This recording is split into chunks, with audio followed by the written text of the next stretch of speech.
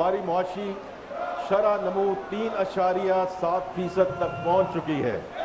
हमारी बड़ी सनतों की पैदावार सलाहियत बढ़ रही है। इस माली साल में लार्ज स्केल मैन्युफैक्चरिंग की शरह नमू 6.1% तक रही है, जबकि खिदमात के शोबे में 4.1% शरह नमू सामने आई है। LSM और खिदमात के शोबों की शरह नमू पिछले 4 सालों की बुलंद तरीन सतह पर है। अल्हम्दुलिल्लाह हमारी मईशत का हुजम $452 अरब तक पहुंच चुका है, जो हमारी मईशत का एक नया संगे मील है। आइंदा माली साल 2025-26-27 का वफाकी बजट पेश। मजमूई हजम 18,771 अरब रुपये। वफाकी वज़ीर ख़जाना मोहम्मद औरंगज़ेब ने कौमी असम्बली में बजट पेश किया।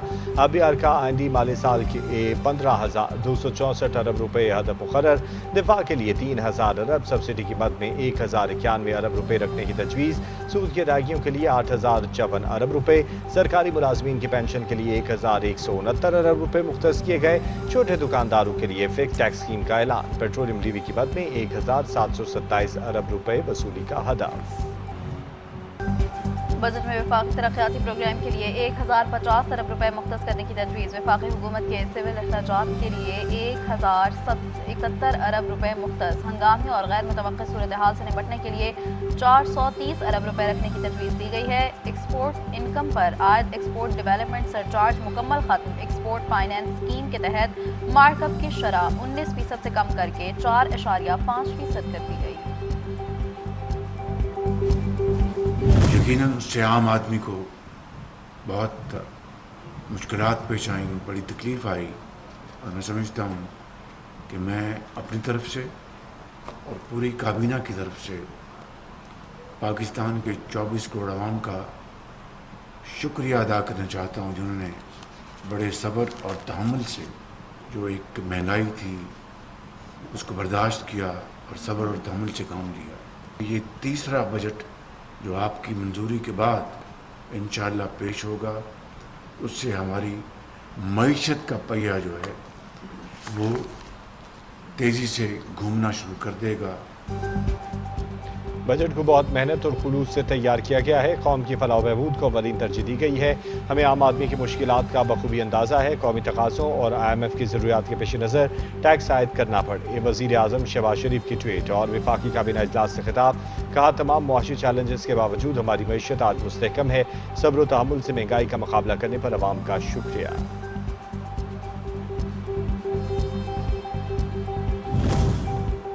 वज़ीर आज़म की मुल्की तवानाई ज़रूरियात पूरी करने के लिए मुतबादल ज़राए के इस्तेमाल पर जोर। कहा, हुकूमती काविशों से महंगाई की शरह 38% से कम होकर सिंगल डिजिट पर आ गई है। पॉलिसी रेट भी 22.5% से कम होकर 11% पर आया। वज़ीर आज़म बजट तैयारी में इत्तेहादी जमातों और सूबाई हुकूमत के ताउन को भी सराहा।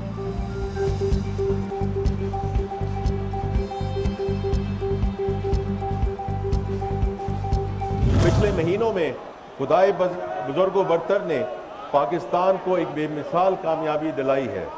मौजूदा दौर की खतरनाक तरीन जंग के दौरान अमेरिका और ईरान ने पाकिस्तान का एतबार करते हुए इसे अपने दरमियान एक ईमानदार सालिस के तौर पर कबूल किया। पाकिस्तान ने इस किरदार को बखूबी अंजाम देने के लिए इंतहाई मुखलिस कोशिशें की हैं, जो आज भी जारी हैं। अल्हम्दुलिल्लाह हम इस्लामाबाद पीस टॉक के ज़रिए अमेरिका और ईरान को 47 साल के बाद एक मेज़ पर लाने में कामयाब हुए। पाकिस्तान की कोशिश है कि जल्दी एक मुआहदे के ज़रिए खित्ते में देरपा अमन के क़याम को मुमकिन बनाया जा सके। मजबूत दिफा हमारी सालमियत के लिए अहम। वफाकी वज़ीर ख़ज़ाना मोहम्मद औरंगज़ेब ने खिताब में कहा कि आलमी सतह पर पाकिस्तान अहमियत इख्तियार कर चुका है। दुनिया हमारी बातें सुनती है। दुनिया हमारी दिफाई सलाहियतों की मोतरिफ है। ऑपरेशन बुनियाद मरसूस की कामयाबी हमारी तारीख का रोशन बाब है। पाकिस्तान दिलीर और बहादुर अफवाज ने भारत को मुंह तोड़ जवाब दिया।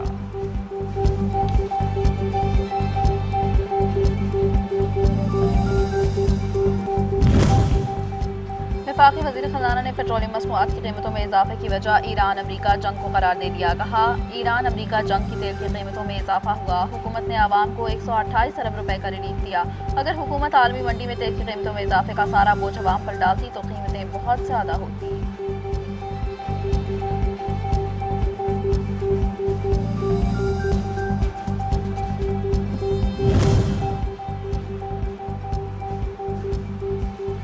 वफाकी बजट में से स्लैब से सुपर टैक्स खत्म करने का फैसला। 50 करोड़ से ज्यादा आमदन पर आज सुपर टैक्स शरह 10% से कम करके 8% करने की तजवीज़। 22 से 32 करोड़ कमाने वालों के लिए सुपर टैक्स की शरह 23% से कम करके 20% करने का फैसला। 15 से 50 करोड़ सालाना कमाने वालों पर 1 से 7% सुपर टैक्स आयद किया जाएगा। वफाकी बजट में तामीराती शोबे को बड़ा रिलीफ देने का फैसला। जायदाद की मुंतकली पर आज बिल्ड होल्डिंग टैक्स में भी कमी।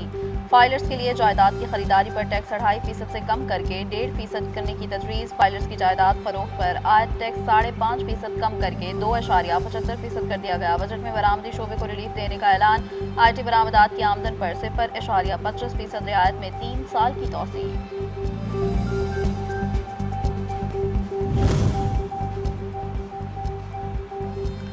वफाकी बजट सरकारी मुलाजमीन के लिए खुशखबरी। सरकारी मुलाजमीन की तनख्वाहों और पेंशन में इजाफा। सरकारी मुलाजमीन की तनख्वाहों में 7% और पेंशन में भी 7% इजाफा।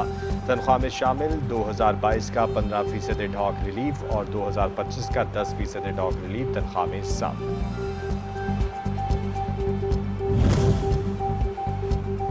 बजट 2026-27 में आइंदा माली साल में N25 कोटे के लिए 100 अरब रुपए, सक्खर हैदराबाद मोटरवे के लिए 30 अरब रुपए मुख्तस, ML1 रेलवे मंसूबे के लिए 25 अरब रुपए, सिंध कोस्टल हाईवे के लिए 25 अरब रुपए, मेहरान हाईवे के लिए 21 अरब रुपए मुख्तस, Mohammad dam hydro power project के लिए 26 अरब रुपए, दासो हाइड्रो पावर प्रोजेक्ट के लिए 21 अरब रुपए और कराची वाटर सप्लाई के लिए 10 अरब रुपए मुख्तस किए गए हैं। दानिश स्कूल्स की तामीर के लिए 22 अरब रुपए और prime minister national health programme के लिए 3 अरब रुपए मुख्तस।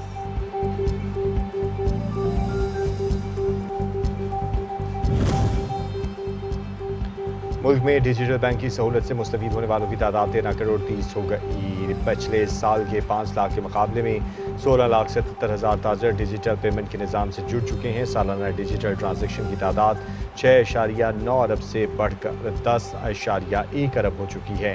वफाकी वज़ीर ख़जाना मोहम्मद औरंगज़ेब।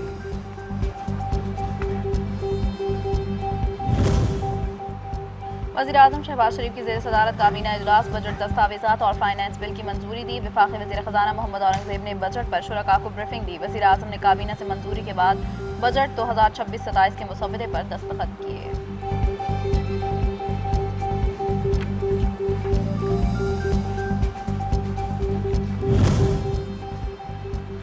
बिलावल भुट्टो ज़रदारी की ज़ेर सदारत पीपल्स पार्टी की बजट से मुतल्लिक़ अमूर पर गौर किया गया।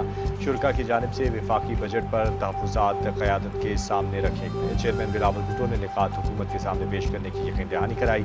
इजलास में कौमी असम्बली में डिप्टी स्पीकर गुलाम मुस्तफ़ा शाह, नवीद कमर, राजा परवेज़ अशरफ, शेर रहमान, एजाज जाकिरानी समेत अरकान सेनेट और कौमी असम्बली ने शिरकत की।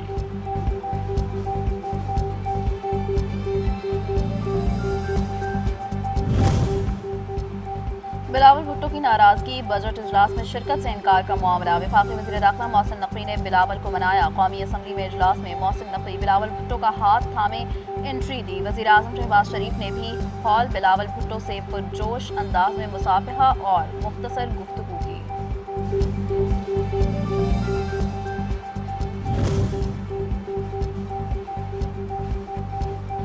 बजट इजलास में अपोजिशन का शोर शराबा। अपोजिशन अरकान प्ले कार्ड उठाए ऐवान में दाखिल हुए।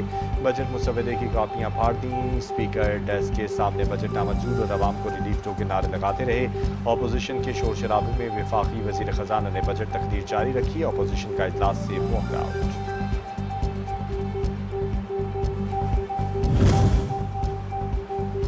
Chairman people's party Bilawal Bhutto और नायब वज़ीर-ए-आज़म इसहाक डार की पार्लियामेंट हाउस में मुलाकात। वफाकी बजट, मुल्की मुआशी और सियासी सूरत हाल पर तबादला ख्याल किया गया। दोनों रहनुमाओं ने इत्तेफाक राय से बजट मामलात को आगे लेकर चलने के आज़म का इरादा किया। मुलाकात में वफाकी वज़ीर कानून आज़म नज़ीर तारड़ और सेनेटर शेरी रहमान भी मौजूद थे।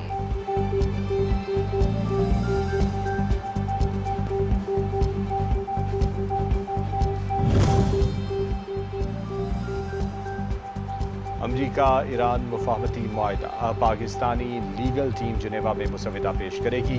अरब मीडिया का दावा कहना है कि ईरान की दरख्वास्त पर यूरोपीय मुल्क में दस्तखती तकरीब मुनक़्क़द की जा रही है। यूरोप में तकरीब का मकसद मुआहदे को आलमी सतह पर तस्लीम कराना है। अमरीका और ईरान के दरमियान मुफाहमती मुआहिदा तय, इतवार को दस्तखत का इम्कान। अमरीकी जरीदे ब्लूमबर्ग का दावा। रिपोर्ट के मुताबिक स्विट्जरलैंड के शहर जिनेवा में G7 समिट से कबल अमरीका और ईरान मुफाहमती याददाश्त पर दस्तखत कर सकते हैं। मुआहिदे में आपनाए हुर्मुज़ फौरी खोलने और 60 रोज़ा जंगबंदी पर इत्तफाक किया गया है। तलाक तमाम महाजों पर होगा। जौहरी प्रोग्राम पर बातचीत जारी रहेगी।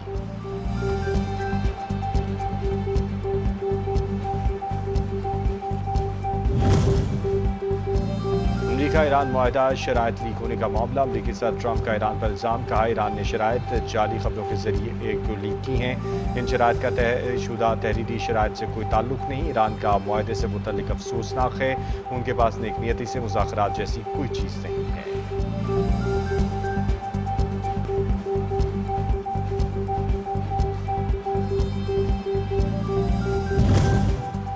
मुफाहमती याददाश्त पर कभी भी इतना करीबी इत्तेफाक नहीं हुआ। मीडिया को कयास आराई से गुरेज करना चाहिए। ईरानी वज़ीर ख़ारजा अब्बास अराग़ची का बयान। कहा शफाफ पॉलिसी के मुताबिक तफसीलात मुनासिब वक्त पर आवाम के साथ शेयर की जाएंगी। याददाश्त की हतमी मंजूरी बाकी है।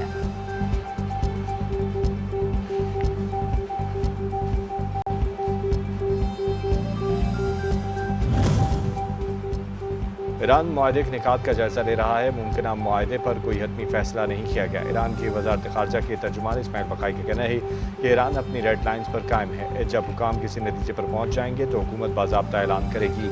अमरीका ने मुज़ाकरात के दौरान बार बार मौक़िफ़ बदला। दाखिली सतह पर मुशावरत जारी है।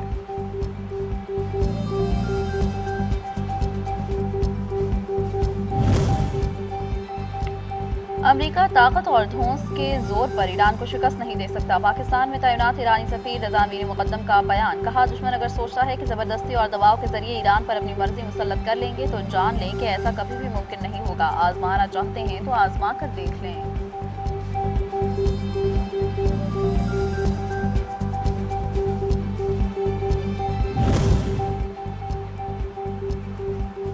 अमरीकी सदर डोनाल्ड ट्रंप को साबिक सिक्योरिटी काउंसिल के मशीर मार्क फेलन का ईरान मामले पर मुहतात रहने का मशवरा।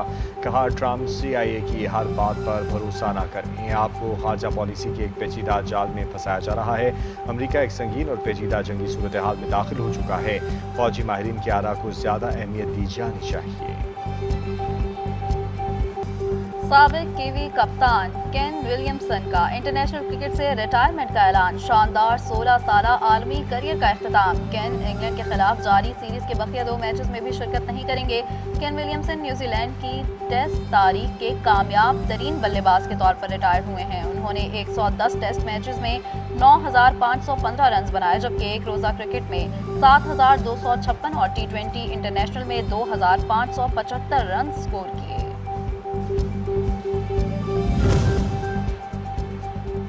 ICC women's T20 world cup का आगाज। पाकिस्तान विमेंस टीम नोटिंघम से बर्मिंघम पहुंच गई।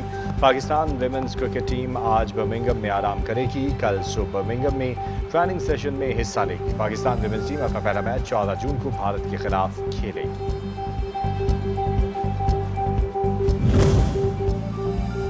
बरतानिया की रॉयल मिलिट्री एकेडमी में स्टिकिंग के दिलचस्प आलमी मुकाबलों का इनेकाद। पाकिस्तान आर्मी टीम ने पहली पोजीशन हासिल कर ली। ISPR के मुताबिक पाकिस्तान मिलिट्री एकेडमी की टीम ने तमाम बड़े एजाज़ात अपने नाम कर लिए। पहली पोजीशन की ट्रॉफी, बेहतरीन पेस स्टिकर और बेहतरीन ड्राइवर के अवार्ड शामिल। और दुनिया की बुलंद और सरतरीन पुरफिजा मकाम शेंदूर पोलो ग्राउंड 3 रोज़ा शेंदूर पोलो फेस्टिवल 2026 का आगाज़ हो गया। इफ्तिताई तकरीब में पैराग्लाइडिंग का दिलकश मुजाहरा किया गया। 3 रोज़ा फेस्टिवल में मुल्क भर से सयाह और खेलों के शायकीन की शिरकत।